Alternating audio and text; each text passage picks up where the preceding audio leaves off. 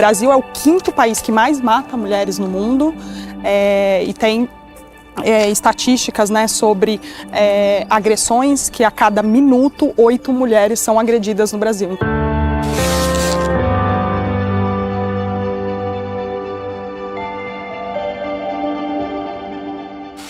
Quando a gente pensou no título para esse episódio, além do Conexões contra a Violência, surgiu uma outra possibilidade que também diz tudo: tecnologia feminista.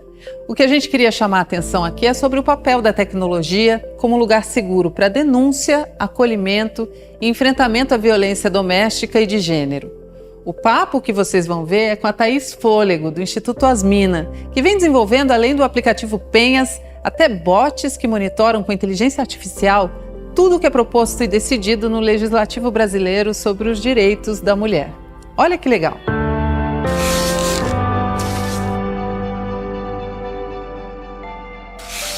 A violência doméstica no Brasil é como se a gente vivesse em permanente pandemia, assim, é como se fosse uma outra pandemia, né? Porque o Brasil é o quinto país que mais mata mulheres no mundo e tem estatísticas, né, sobre agressões que a cada minuto 8 mulheres são agredidas no Brasil. Então é isso, assim, realmente, de fato, é como se a gente tivesse uma pandemia há muitos anos, né, e a gente não vê melhorando. Inclusive, a pandemia do coronavírus piorou demais esses casos, exato. Vocês sentiram isso no aplicativo, por exemplo? Sentimos, assim, nos 2 primeiros meses da pandemia, que foi quando teve os lockdowns, né, então que as pessoas, né, enfim, precisavam ficar em casa, o número de downloads do app subiu 40%. Justamente porque é isso, as mulheres ficaram confinadas com seus agressores, né? E aí, então, sua rede de apoio, muitas vezes elas saíam de casa, iam num posto de saúde, né? E tinham a possibilidade de fazer essas denúncias ou procurar ajuda. E aí, com a pandemia, não tinha mais. Então, você teve que buscar outras formas de fazer isso de forma digital e o aplicativo foi uma dessas opções. Penhas, a gente tenta criar conexões contra a violência, né? Então, a ideia é que seja um espaço seguro para que essas mulheres possam encontrar ali uma rede de apoio primeiro. Então, a ideia é que você, né, congregue mulheres vítimas de violência e mulheres que querem ajudar outras mulheres. Então, a gente tem muitas voluntárias no aplicativo que já viveram situações de violência e querem ajudar outras mulheres com escuta, com acolhimento, né, enfim, com orientações, contando também suas próprias histórias para essas mulheres saberem que sim, existe saída para essa situação. A gente também tem informação, porque a informação é um pilar super importante. Então, a gente sempre recebeu muitas mulheres querendo saber se estavam numa situação de um relacionamento abusivo. Elas nem sabiam se elas estavam ou não, né? Porque ainda existe essa ideia de que a agressão ela é física, né? Então, você precisa ter marcas no corpo. Quando não, né? A Lei Maria da Penha, ela tipifica em 5 tipos de violência, né? A moral, a física, a sexual, a patrimonial e a psicológica. Então, a gente tem esse pilar do acolhimento, o pilar da informação. Então, quando essa mulher entra no aplicativo, tem um cadastro e a gente já faz algumas perguntas para ela, para justamente informar se ela pode estar ou não numa situação de violência. Além disso, a gente tem várias informações dentro do aplicativo, então a gente tem reportagens da própria revista Asmina e de outros veículos que cobrem também o tema, e tem um mapa em que ela pode encontrar serviços mais próximos. Então ela pode encontrar a delegacia mais próxima ou a casa, né, um centro de atendimento mais próximo que ela possa buscar ajuda. Então esse é o pilar da informação. E o terceiro pilar é justamente o do pedido de ajuda, né? Então, numa situação de emergência, essa mulher ou ela precisa ligar para a polícia ou ela precisa que alguém vá ao socorro dela, né? Então, nesse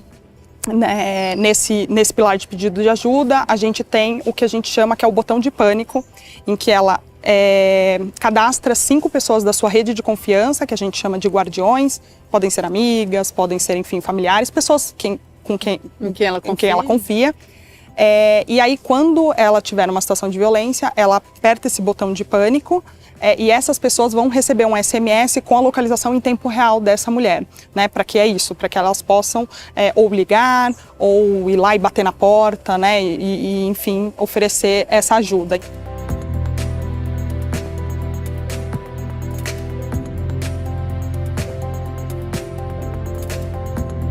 Que mudanças de paradigma que você vem acompanhando, assim, desde a imprensa, né? Porque você é jornalista por formação.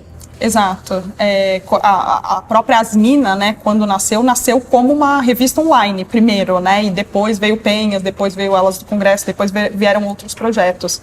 E a gente nasceu muito com essa ânsia, porque a gente não se via, né, nessa imprensa, ou via esse tipo de coisa. Então, a imprensa tratando feminicídio como crime passional, né, como tratando o prazer da mulher, né, como a função da mulher fosse dar prazer para o homem, né, enfim, não tratando sobre a sexualidade da mulher, ou quando vai tratar de uma violência, vai fazer uma reportagem, né, sobre uma mulher vítima de violência sexual, falar que roupa ela estava usando, como se isso fosse justificativa para ela sofrer essa violência, né. Então a gente sabe que essas narrativas são muito importantes, né, elas conversam muito com essas crenças machistas, né, reforçam estereótipos machistas e acabam reproduzindo e, né, enfim, você entra nesse bolo aí de estereótipos machistas e reforçando estereótipos nocivos, né? Então a gente, quando a gente nasceu em 2015, a gente nasceu muito dessa ânsia de ter uma comunicação né, enfim, não machista, né, que não reforçasse esses estereótipos, que trouxessem, né, enfim, dados sobre os problemas, né, que as mulheres vivem no Brasil.